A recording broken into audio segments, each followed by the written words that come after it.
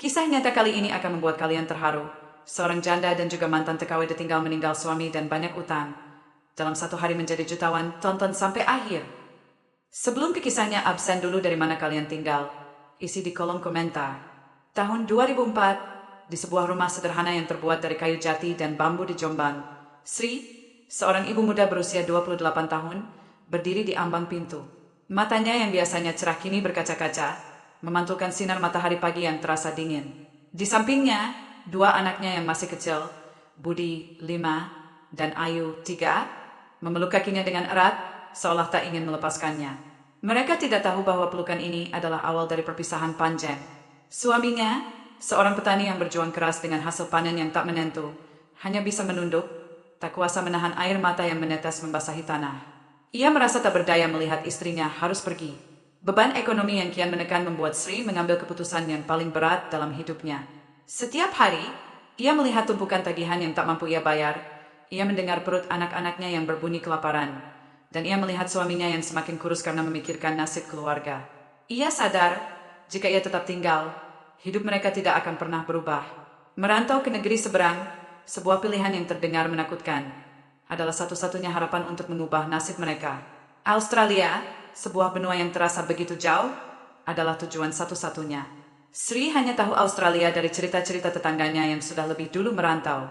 Ia membayangkan sebuah negeri yang penuh dengan kesempatan, tempat di mana ia bisa bekerja keras dan mendapatkan upah yang layak untuk menghidupi keluarganya. Dengan restu yang berat dari suaminya dan janji yang diucapkannya dengan lirih bahwa ia akan kembali, Sri meninggalkan Jombang. Ia meninggalkan rumahnya, tanah kelahirannya, dan keluarga tercintanya demi masa depan yang lebih baik. Di gerbang bandara, Sri melambaikan tangannya kepada suami dan anak-anaknya. Air mata Sari mengalir deras, membasahi pipinya. Jangan khawatir, Mas. Aku akan baik-baik saja. Aku akan kembali membawa masa depan untuk kita semua, katanya dalam hati. Pesawat yang akan membawanya terbang ke benua lain terasa seperti kapal yang akan mengarungi samudra yang tak berujung. Di dalam pesawat, ia memejamkan mata, memeluk erat sebuah foto keluarga, dan berdoa, berharap takdir akan berpihak padanya. Perjalanan panjang itu adalah awal dari sebuah babak baru dalam hidupnya, sebuah babak yang penuh dengan harapan, tetapi juga penuh dengan ketidakpastian. 8 tahun di Melbourne. Sri tiba di Melbourne, sebuah kota metropolitan yang ramai dan asing. Lulusan SMP dari desa itu tidak punya banyak pilihan. Ia mendapatkan pekerjaan sebagai pencuci piring di sebuah restoran kecil yang berlokasi di pinggiran kota. Dapur restoran itu penuh dengan hiruk-pikuk, suara piring beradu, dan bau masakan dari berbagai negara. Bekerja di balik layar, tangannya yang terbiasa memegang cangkul kini harus berhadapan dengan tumpukan piring kotor yang tak ada habisnya. Piring-piring itu licin karena lemak, dan air sabun yang dingin seringkali membuat tangannya perih dan kemerahan. Namun, Sri adalah seorang pekerja keras yang tak kenal lelah. Ia bekerja dari pagi hingga malam, membersihkan piring, mangkuk, gelas, dan alat makan lain dengan cekatan. Ia seringkali harus berdiri selama belasan jam, hingga kakinya terasa mati rasa.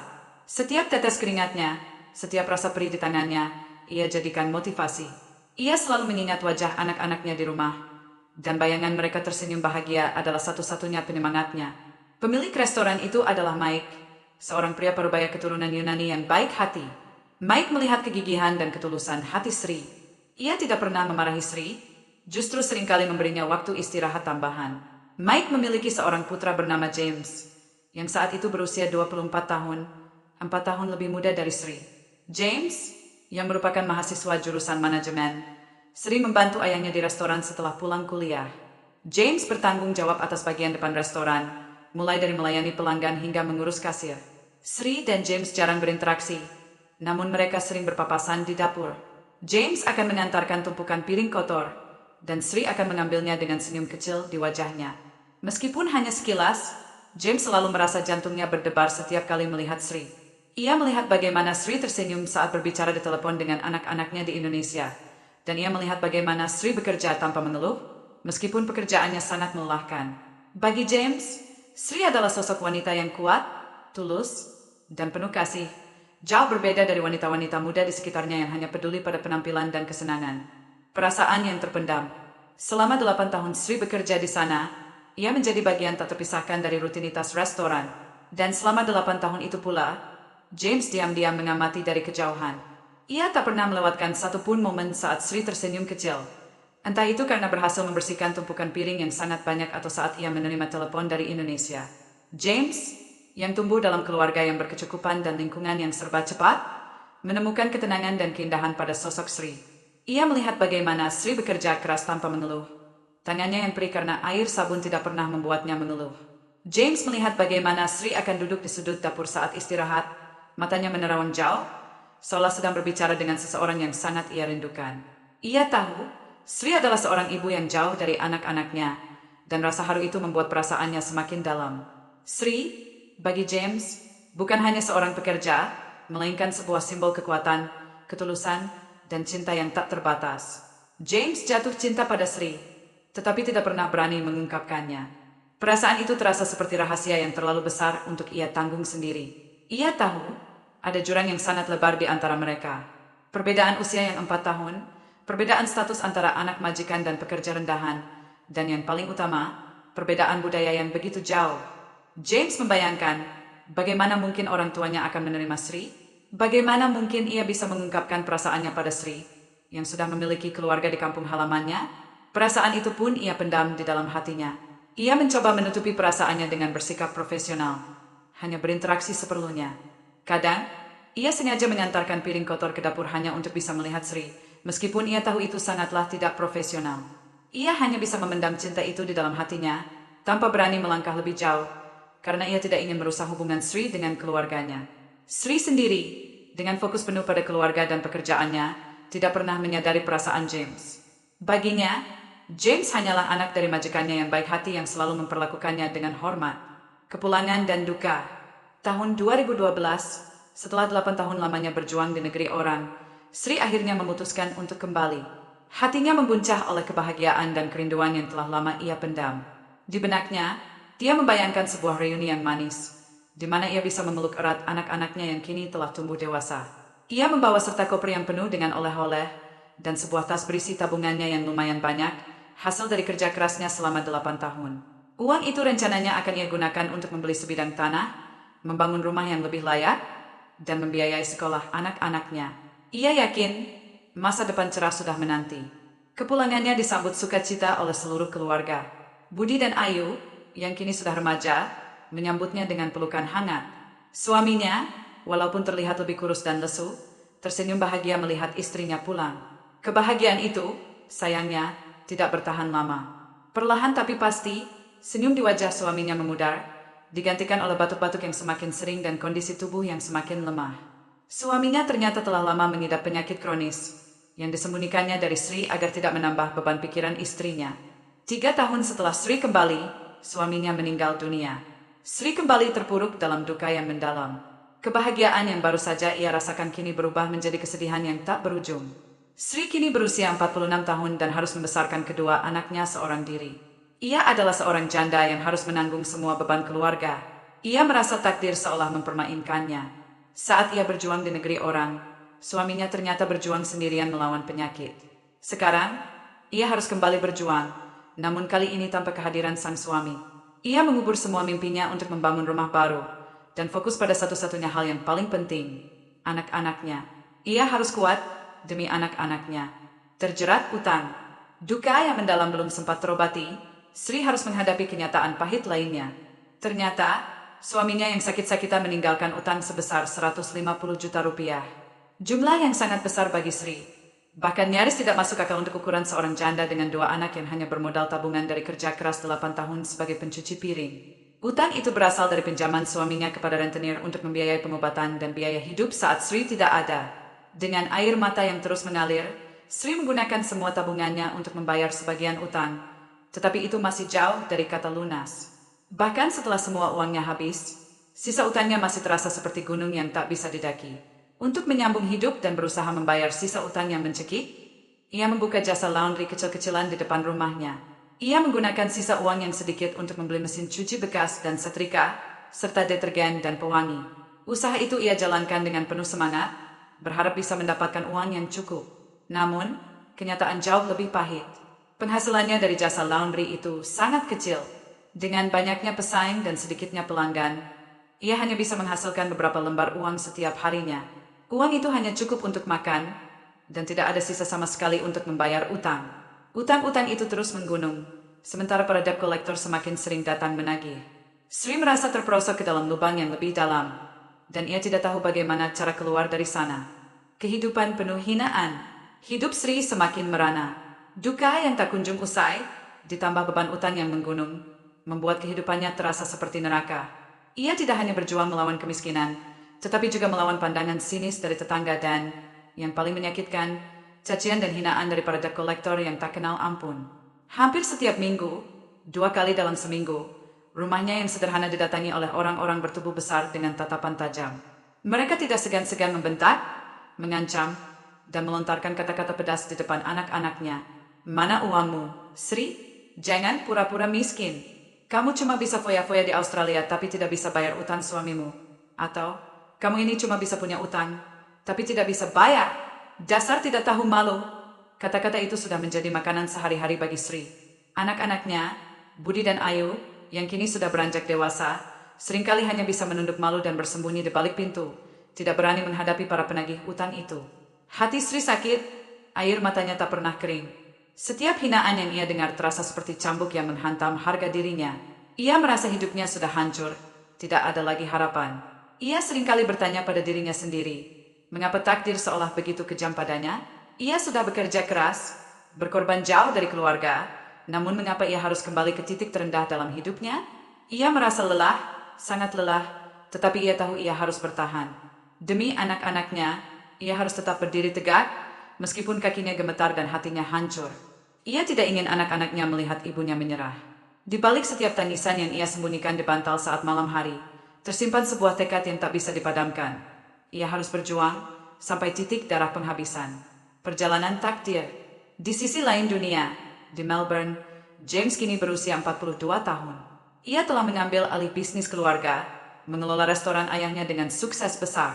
Restoran itu telah berkembang pesat, memiliki beberapa cabang, dan dikenal sebagai salah satu yang terbaik di kota itu. Hidup James dipenuhi dengan kemewahan, kekuasaan, dan kesuksesan yang diimpikan banyak orang. Namun, hatinya terasa hampa, seperti ada lubang yang tak bisa diisi oleh uang.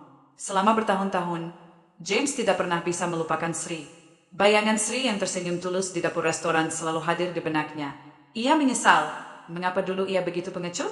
Mengapa ia tidak berani mengungkapkan perasaannya? Ia merasa ada sesuatu yang hilang dalam hidupnya, sebuah potongan puzzle yang hanya bisa dilengkapi oleh Sri. Ia menyadari, kekayaan dan kesuksesan yang ia miliki tidak ada artinya tanpa Sri di sisinya. Setiap sudut restoran, setiap piring yang dicuci oleh karyawannya, selalu mengingatkannya pada Sri. James yakin, kebahagiaan yang sejati hanya bisa ia temukan bersama Sri. Ia tahu ini adalah keputusan yang gila. Mencari seorang wanita dari negara yang jauh, di sebuah desa kecil yang bahkan ia tidak tahu alamatnya secara pasti.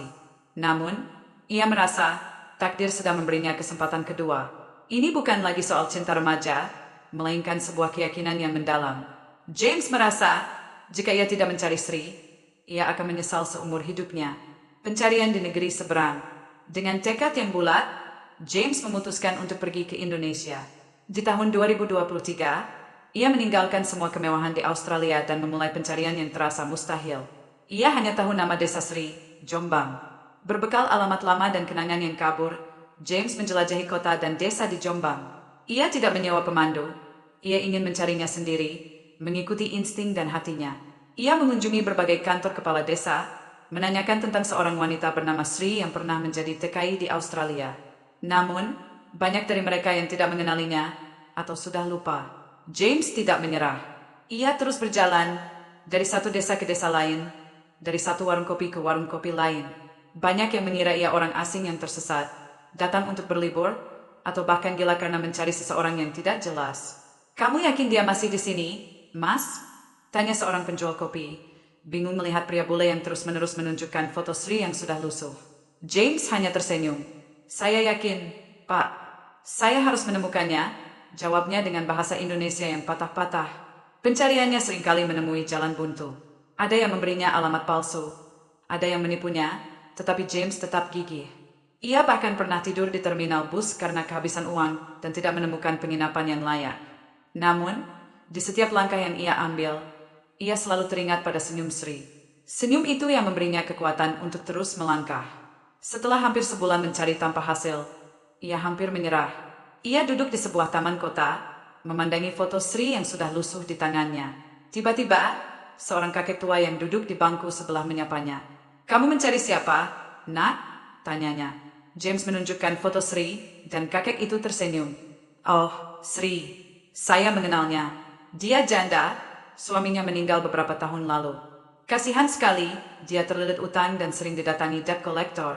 Rumahnya ada di desa sebelah," kata kakek itu, memberinya petunjuk terakhir yang sangat berharga. James merasa jantungnya berdebar kencang. Ia segera berterima kasih pada kakek itu, dan dengan sisa tenaga yang ia miliki, ia berlari menuju desa yang disebutkan.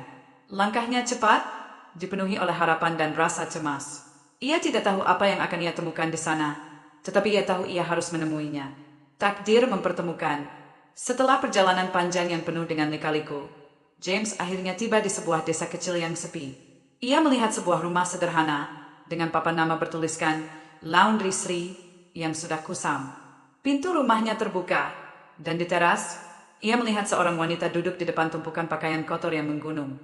Wajahnya lelah, matanya bengkak, dan tubuhnya terlihat rapuh. James merasa ada gejolak di dalam hatinya. Ia tahu, gitulah Sri, wanita yang telah ia cari selama ini. Di sekeliling Sri, tumpukan utang dan cacian terasa begitu nyata. James melihat bagaimana Sri menghela napas panjang, seolah sedang menanggung seluruh beban dunia di pundaknya. Hatinya terasa perih. Ia berjalan mendekat, dan Sri yang mendengar suara langkah kaki, mendongak. Matanya yang sayu langsung membulat terkejut melihat sosok pria bule yang sangat ia kenali. "James, apa yang kau lakukan di sini?" tanyanya, suaranya parau. Ia tidak bisa menyembunyikan keterkejutannya. James tersenyum lembut, senyum yang sama yang dulu ia lihat di dapur restoran. Senyum yang penuh dengan kebaikan dan ketulusan. "Aku mencarimu, Sri," jawab James, suaranya tenang dan penuh keyakinan. "Aku mencarimu untuk menjadi istriku." Sri tak bisa berkata-kata. Air matanya yang sudah lama mengering kini mengalir deras, membasahi pipinya. Ia merasa seperti sedang bermimpi. Setelah bertahun-tahun hidup dalam penderitaan dan keputusasaan, tiba-tiba ada seorang pria yang datang dari jauh, menawarinya sebuah harapan. Ia melihat wajah James, tatapannya tulus, dan ia tahu James tidak sedang bercanda. Tapi aku sudah tua, dan aku punya utang, bisik Sri, malu dengan keadaannya. James hanya menggelengkan kepalanya, lalu berjalan mendekat dan berlutut di depannya. Ia mengambil tangan Sri, mengusapnya dengan lembut. "Itu semua tidak penting, Sri. Yang penting, aku mencintaimu. Aku mencintaimu dari dulu, dan aku akan selalu mencintaimu." Malam itu, di teras rumah yang sunyi, di bawah cahaya rembulan yang redup, Sri menerima pinangan James. Ia tidak tahu apa yang akan terjadi di masa depan, tetapi ia tahu satu hal. Takdir telah mempertemukan mereka kembali, di saat yang paling tidak ia duga, dan di saat yang paling ia butuhkan. Lembaran baru menjadi jutawan. Sri tidak menyangka takdirnya akan berubah begitu drastis. James membayarkan semua utangnya, melunasi total 150 juta rupiah, dan membebaskan Sri dari cengkeraman para debt collector. Sri dan James akhirnya menikah, dan James membawa Sri dan kedua anaknya ke Australia. Kehidupan Sri berubah total. Dari seorang pencuci piring yang kembali menjadi tukang laundry kecil-kecilan, kini ia menjadi jutawan. Ia tidak lagi bekerja sebagai pencuci piring, melainkan menjadi istri yang dicintai, memimpin bisnis restoran suaminya bersama-sama. Kehidupannya yang dulu penuh nelangsa kini berganti dengan kebahagiaan dan kemewahan yang dulu tak pernah ia bayangkan. Dari kisah tersebut kita tidak tahu takdir akan kemana, tetap berusaha demi keluarga kalian. Untuk mendengarkan kisah inspiratif lainnya, kalian bisa subscribe channel ini. Terima kasih.